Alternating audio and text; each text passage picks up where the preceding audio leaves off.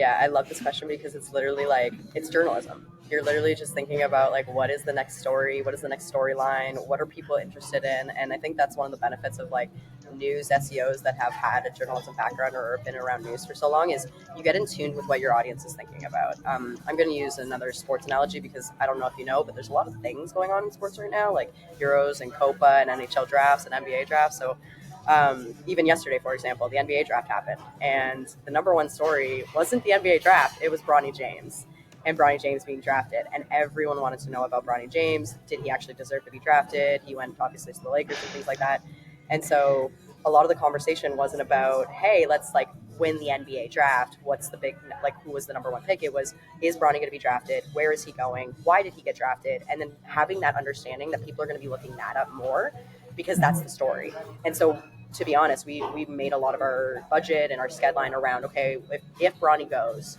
what's the plan? And then the NBA draft kind of fell into place from there. But you're totally right. Like, I think one of the things that's really interesting for us is understanding that audience and kind of being in tune with it. But Google Trends is a great tool to understand what are the stories that are coming out of an object, a theme, or a topic. Because then you start to learn and like you start to pick up on like little intricacies that are common and repetitive. I have a sociology background and I find this so interesting because people are so in tune with themselves, but they're so habitual.